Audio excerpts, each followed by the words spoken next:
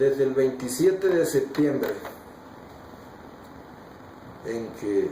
las Fuerzas Armadas del municipio, del Estado y federales se confabularon para asesinar 6 personas, entre ellas 3 estudiantes de la Normal de Ayotzinapa, herir a muchos más y desaparecer a 43.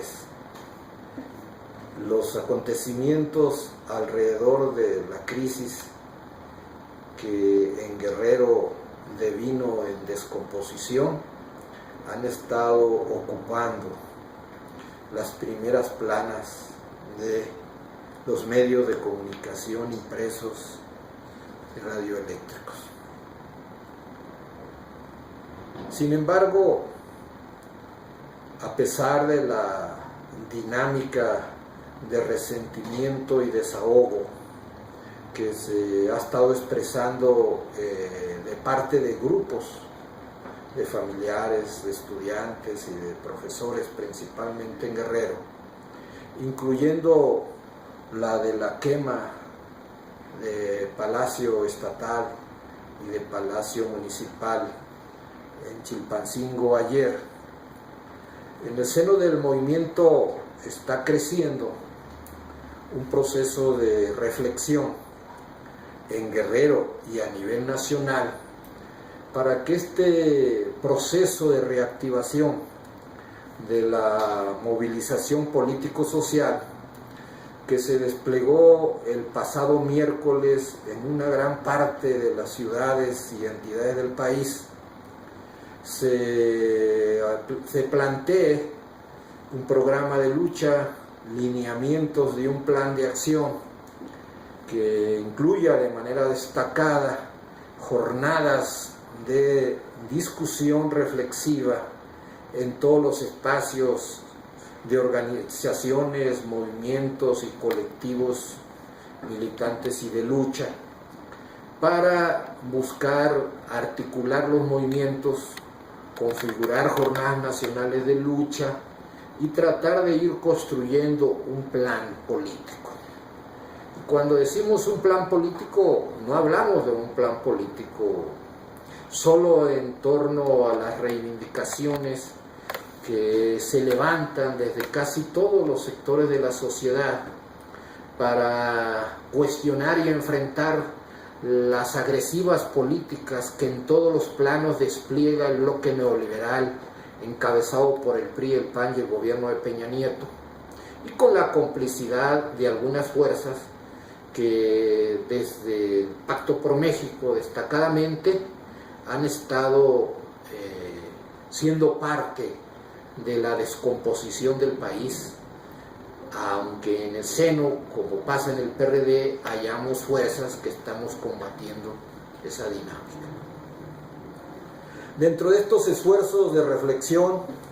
hoy se está realizando aquí en la Ciudad de México la Convención Indígena y Campesina, que se instaló hoy, se fue a mesas y mañana trabajará en plenarias. Es un proceso de reactivación y articulación de las fuerzas de la sociedad rural, indígenas y campesinas para hacerle frente al despojo y a la política de destrucción de la agricultura nacional y de monopolización del sistema alimentario mexicano, incluyendo la importación de alrededor del 50% de lo que consumimos ya. También el día de mañana se lleva a cabo en el Senado un foro para exigir a la Suprema Corte que haga efectivo lo que sus spots en radio, televisión dicen, de que está para garantizar los derechos constitucionales de la ciudadanía y que debe garantizar el derecho de la ciudadanía a la consulta popular, particularmente el derecho a una consulta única para revocar la contrarreforma energética que aniquila uno de los últimos ámbitos en los que sobrevivía cierto control del interés público y del Estado mexicano sobre los energéticos. Una de las pocas áreas en que había cierta soberanía nacional. Junto a ello, en el Politécnico Nacional, la lucha por hacer un Politécnico para el siglo XXI,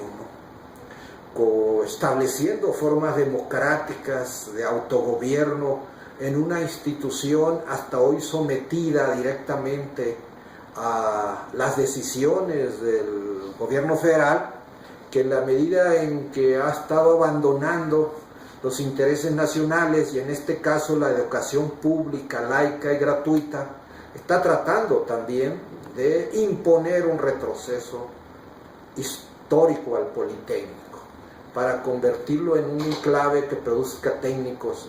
y no produzca ciencia y profesionistas e investigadores de alto nivel. La madurez del movimiento estudiantil del Politécnico, que ha sabido abrir una negociación, forzar una negociación con el gobierno federal, que ha reclamado respuestas a su pliego petitorio, que ha sabido ubicarlo limitado en las respuestas que le dio el gobierno federal vía la Secretaría de Gobernación, y que ha planteado una contrapropuesta que destaca la decisión de querer que el Politécnico se democratice, tenga autonomía, y ellos, estudiantes, profesores y trabajadores, sean determinantes en el autogobierno y las decisiones de lo que será el Politécnico en este siglo XXI. Podríamos seguir hablando de un encuentro indígena que se hizo en Palenque, en donde también acordaron un plan político para exigirle al gobierno federal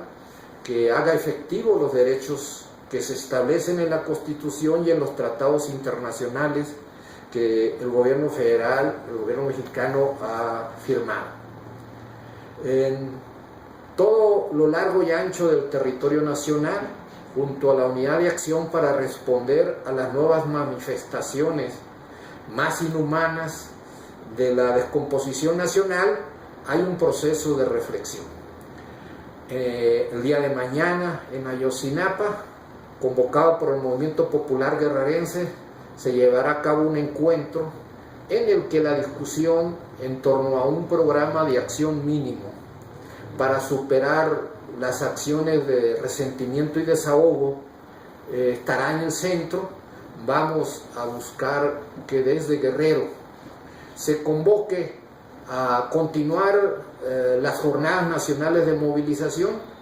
pero también a profundizar la construcción de un plan político para convocar a todas y todos los mexicanos a democratizar y rescatar México. Un primer paso en esta dirección, o un paso más en esta dirección, debiera convocarnos a todas y a todos los villistas, zapatistas, cardenistas, socialistas, a todos los representantes de movimientos y fuerzas políticas patrióticas y democráticos de México, a encontrarnos en el centenario del hecho histórico del encuentro de Villa y Zapata, de la División del Norte y el Ejército del Sur, acá en la Ciudad de México, particularmente en Xochimilco. Una dinámica de reflexión que debiera de brotar desde todas y todos los movimientos, desde todos los colectivos y fuerzas políticas militantes, los que estamos por la lucha electoral, los que están por la lucha, no están por la lucha electoral, pero que todos coincidimos en que urge a articular fuerzas, construir una nueva mayoría a partir de un plan político, como el que en su momento lanzó Madero en 1910, el llamado Plan de San Luis, para convocar a alzarse para derrocar a la dictadura de Porfirio Díaz. En este caso no se trata de un alzamiento, se trata de una insurgencia ciudadano-popular que debe desplegarse con formas de acción, de lucha, de información, de discusión, que permitan ir atrayendo a la organización y a la lucha a la mayoría de las mexicanas y mexicanos. Cuidar no caer en acciones que retraigan la participación de decenas de millones de mexicanas y mexicanos hoy desmovilizados, hoy sufriendo el sacrificio brutal que imponen las políticas neoliberales en el terreno económico, social, político, cultural, policíaco, militar y ecológico, sin encontrar un cauce para canalizar su inconformidad y su desesperación. Llamamos a todas y todos los perredistas que vemos con tristeza la parálisis del PRD ante la descomposición de la vida nacional que emerge en Guerrero, pero antes en Tlatlaya y antes en las contrarreformas y en todas las decisiones que toma unos camarillas de no más de 400 legisladores y gabinete del Poder Ejecutivo para terminar de neocolonizar nuestro país, entregando al gran capital transnacional y a unos cuantos capitalistas nacionales las riquezas nacionales que todavía no se les han entregado, y continuar adelante destruyendo todos los derechos de la nación y de la clase trabajadora y del pueblo mexicano. Los llamamos a cuestionar, a exigir a la dirección que abandone su colaboracionismo con las fuerzas neoliberales que gobiernan al país y se sume a las luchas del pueblo mexicano para que deje de ser parte de la descomposición y sea parte de la transformación democrático nacional que desde el 88 la ciudadanía mexicana ha reclamado y que no ha podido sacar adelante.